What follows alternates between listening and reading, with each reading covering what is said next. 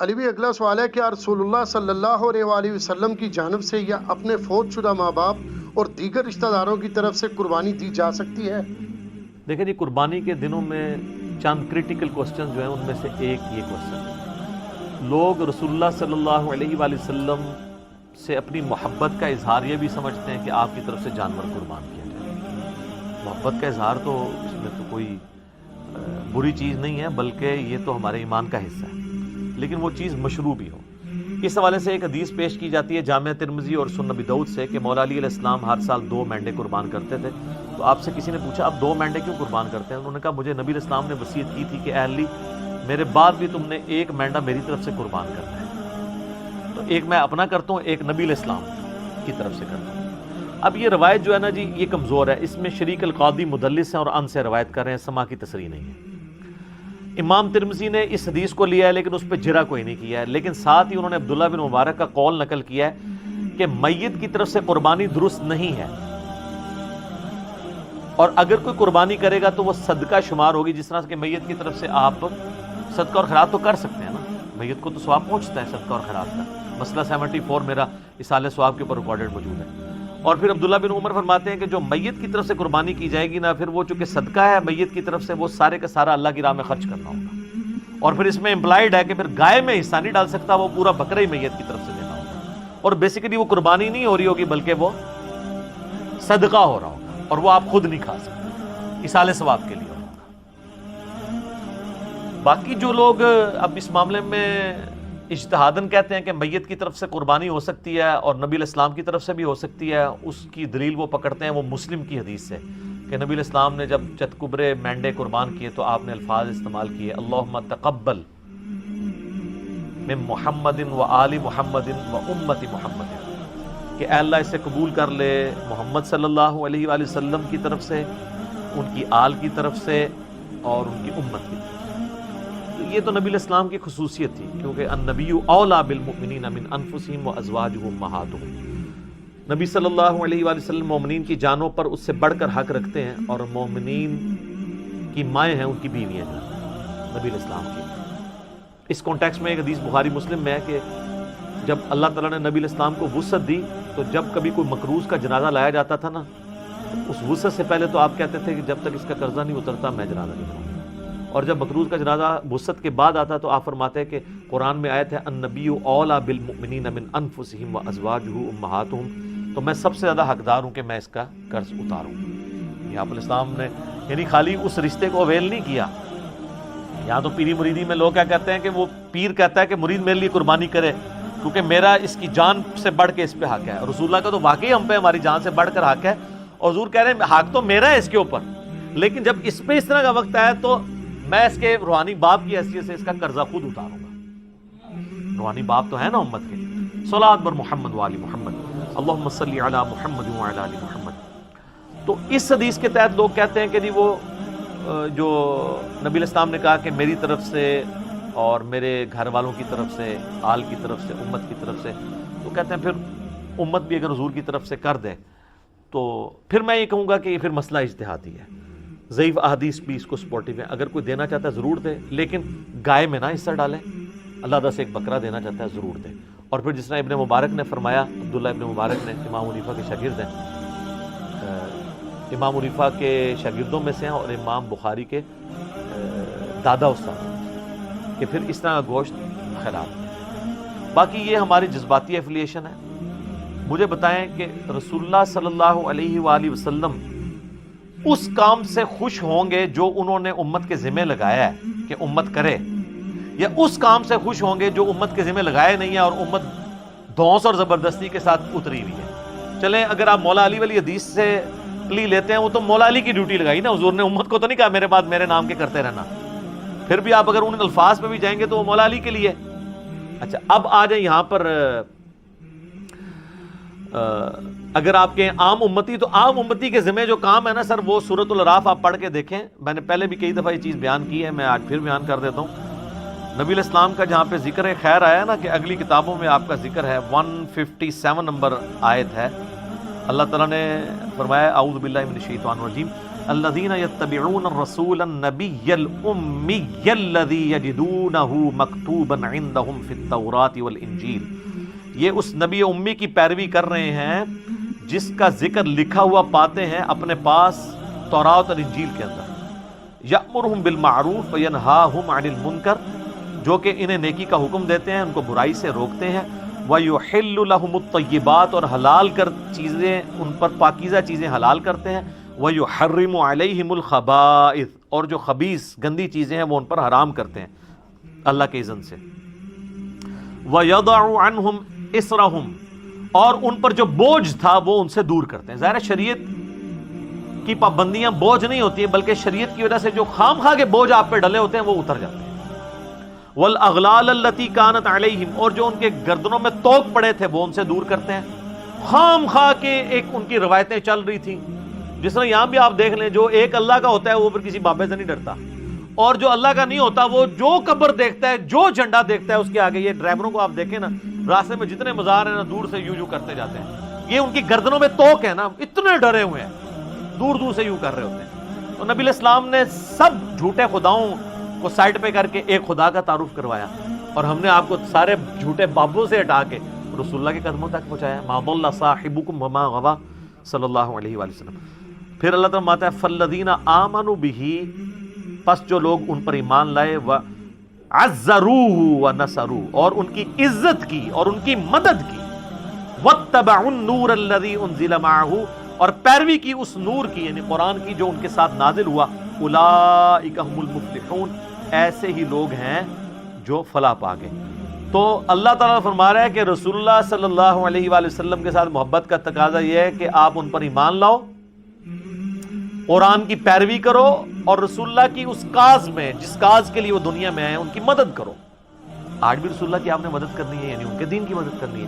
یہ یعنی رسول اللہ صلی اللہ علیہ وسلم ہمارے محتاج نہیں ہے، لیکن جو ایک روحانی باپ کی حیثیت سے ہم پر حق ہے ان کا، جو بخاری مسلم میں آپ نے یوم النحر کے خطبے میں بھی کہا ہے اور یوم عرفہ کے خطبے میں بھی، کہ کیا میں نے اللہ کا پیغام تم تک پہنچا دیا؟ سب نے کہا یا رسول اللہ پہنچا دیا۔ آپ نے فرمایا اب تمہاری ذمہ داری ہے کہ اس پیغام کو دوسرے لوگوں تک پہنچاؤ۔ پھر 3 دفعہ آپ نے گواہ بھی کیا، اللہم اشہد اللہم اشہد اللہم اشہد، اے اللہ گواہ رہنا، اے اللہ گواہ رہنا، گواہ رہنا، یہ لوگ مان رہے ہیں کہ میں نے پیغام پہنچا دیا۔ تو نبی الاسلام اس کو شہادت علی الناس کہتے ہیں، اللہ کے گواہ بن کے انسانیت کے اوپر کھڑا ہو۔ تو یہ آپ کی ذمہ داری ہے۔ ہم لوگ یعنی اس ٹینشن میں پڑے ہوتے ہیں کہ میں نے حضور علیہ السلام کے نام کا بکرا کرنا ہے، ٹھیک ہے، یا کوئی شخص انگوٹھے چومنے کو محبت کا اظہار سمجھتا ہے۔ سر محبت کا اظہار اس کو آپ سمجھیں، میں اس کو فیل کر سکتا ہوں، میں ایک ادنا سا انسان ہوں، مجھے میرے ساتھ جو لوگ اٹیچ ہیں، میرے لیے کوئی کھڑا ہو جاتا ہے مجھے تو برا لگتا ہے، یا کوئی میرے لیے جھک جاتا ہے یا مجھے کوئی پروٹوکول دیتا ہے تو مجھے نہیں لگتا، اچھا نہیں لگتا۔ مجھے اچھا وہ بندہ لگ رہا ہوتا ہے کہ جو ہم نے یہ دعوت توحید اور سنت کی دعوت بلند کی ہے اس کے لیے قربانیاں دے رہے ہیں۔ یہ میں اس چیز کو سمجھ سکتا ہوں، ایک چھوٹے سے لیول پہ کام کرنے والا، اور میں اس کو فورس ہی کر سکتا ہوں کہ وہ جو شخص ہماری اس دعوت میں ہمیں سپورٹ نہیں کر رہا اور صرف جو ہے وہ آگے پیچھے پھرنے کے چکروں میں ہے، تو مجھے تو وہ کوئی کچھ بھی کنٹریبیوٹ نہیں کر رہا۔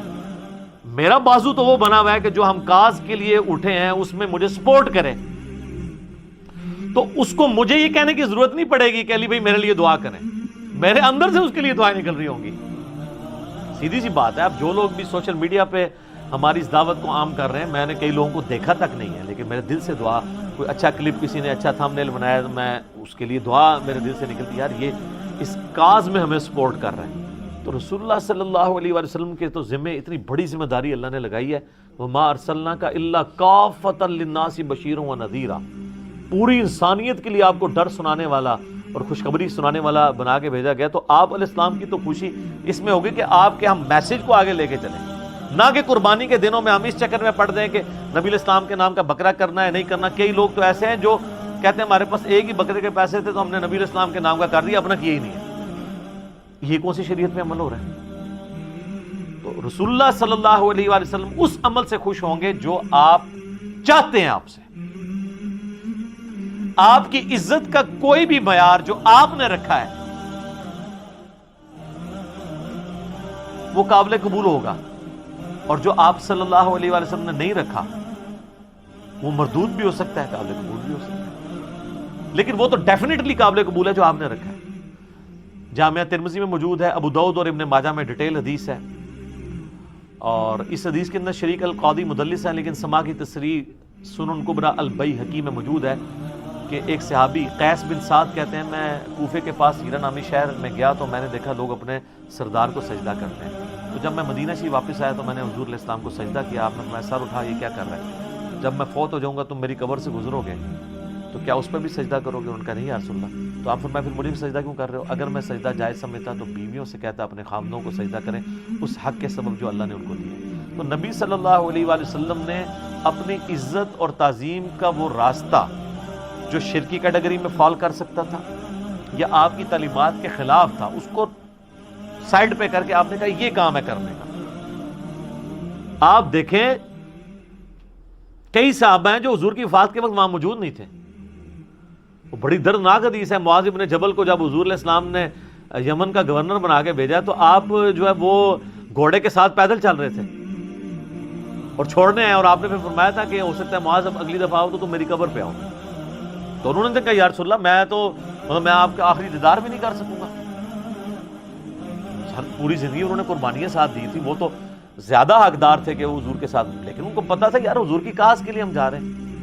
حجۃ الوداع کے موقع پر صحابہ کرام نکلے ہیں تو پھر جناب لوگوں کو پتہ نہیں کہاں کہاں انہوں نے پیغام پہنچایا. جو قادسیہ یرموک لڑنے کے لیے گئے ہیں وہ تو اپنی لائف کنکلوڈ کر کے گئے ہیں نا, کتنے لوگ شہید بھی ہو گئے وہاں پہ. تو یہ آپ حضور کے نام کے جانور دینے کی بجائے نا سر حضور کی کاز کے لیے آپ ان کی مدد کریں جو اللہ تعالیٰ کی آپ سے ریکوائرمنٹ ہے, جو نبی علیہ السلام کی ریکوائرمنٹ ہے. جامعہ ترمذی ابو داؤد میں حدیث ہے, نبی علیہ السلام فرمایا اللہ اس کا چہرہ خوش و خرم رکھے جو ہماری حدیث سنے اور آگے لوگوں تک پہنچائے. حضور دعائیں دے کے گئے ہیں ان لوگوں کو جو آپ کا پیغام لوگوں تک پہنچا رہے ہیں. اور پھر حجۃ الوداع پہ آپ کی تلقین, پھر غدیر خم پہ آپ کی تلقین, قرآن اور اہل بیت, قرآن اور سنت, اور آگے پہنچاؤ آگے پہنچاؤ. کیوں؟ اس امت کی ذمہ داری ہے. یہ میں بار بار جو آپ کو کہہ رہا ہوں, آپ کو یہ بتایا جاتا ہے کہ اس امت کی فضیلت رسول اللہ کی وجہ سے ہے. حالانکہ اس کو ڈیپ ڈنگ کرے تو یہ اس امت کی فضیلت رسول اللہ صلی اللہ علیہ وآلہ وسلم کے خاتم النبیین ہونے کی وجہ سے ہے کہ نبیوں والا کام جو پہلے نبی کرتے تھے, چونکہ آپ پوری کائنات کے لیے پیغمبر بنا کے بھیجے گئے ہیں, وہ آپ کے بعد چونکہ اب نبی کوئی نہیں آنا تو وہ کام آپ کی امت کو ٹرانسفر ہوا ہے. اس کام کے ٹرانسفر ہونے کی وجہ سے یہ امت افضل ہے, صرف چھڑا حضور علیہ السلام کا نام لگانے کی وجہ سے نہیں.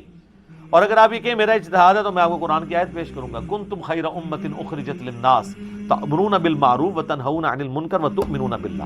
تم بہترین امت ہو جو لوگوں کے نفع کے لیے نکالے گئے ہو, لوگوں کو اللہ کی طرف بلاتے ہو, یعنی لوگوں کو نیکی کی طرف بلاتے ہو, برائی سے روکتے ہو, اور اللہ پر ایمان لاتے ہو. ایمان تیسرے نمبر پہ ذکر ہوا ہے کہ ایمان سچا اس کا ہے جو لوگوں کو اللہ کی طرف بلائے, نیکی کے کاموں کی طرف بلائے, برائی سے روکے. تو نبی علیہ السلام کا منصب تو یہ تھا, اور آپ کی مدد آپ نے اس طریقے سے کرنی. یہ حضرت عیسیٰ علیہ السلام اپنے ساتھیوں سے جب کہہ رہے ہیں من انصاری اللہ, تو کوئی مطلب نعوذ باللہ من ذالک کو دنیاوی طور پر کوئی فوڈ چین کھولنے کے لیے تو نہیں وہ کہہ رہے تھے, دین کے مدد کے لیے. تو حواریوں قال الحواریون نحن انصار اللہ, ہم جو ہیں وہ اللہ کے مددگار, اس کے دین کے مددگار ہیں. تو رسول اللہ کے نام کے بکرے قربان کرنے کی بجائے نا آپ دین میں ان کے لیے مدد کریں اور اس دین کے پیغام کو پہنچائیں. یہ ہے کام کرنے والا. تو باقی ساری چیزیں تو ثانوی ہیں. باقی آپ اصالہ ثواب کے اوپر مسئلہ 74 میرا دیکھ لیں. 10 لاکھ سے زیادہ لوگ وہ یوٹیوب پہ ویڈیو دیکھ چکے ہیں, بلکہ 1.2 یا 1.3 ملین کے قریب لوگ دیکھ چکے ہیں. اس میں میں نے اصالہ ثواب کی ساری شکلیں بیان کی ہیں. اس کیٹیگری میں یہ ضرور فال کرے گا. قربانی والا مسئلہ جو ہے وہ مختلف ہے. باقی وہ جو حدیثوں سے سارا لیتے ہیں وہ روایتیں کمزور ہیں, اور پھر زیادہ سے زیادہ مولا علی کی خصوصیت ہوگی. اور باقی رہا رسول اللہ کا کہنا کہ محمد آل محمد اور امت محمد کی طرف سے قبول کر, تو یہ نبی علیہ السلام کی خصوصیت ہے. ورنہ تو آپ بھی جب پھر قربانی کریں تو آپ بھی کیا پھر یہ ساتھ کہیں گے کہ میری طرف سے, میرے گھر والوں کی طرف سے, رسول اللہ کی طرف سے اور پوری امت کی طرف سے قبول کر, لہٰذا پوری امت میں کرنے کی ضرورت ہی نہیں ہے. ٹھیک ہے, اس طرح تو نہیں ہے. تو اس جو خصوصیت والی چیز ہے اس کو اس طریقے سے دیکھنے کی ضرورت ہے. ٹھیک ہو.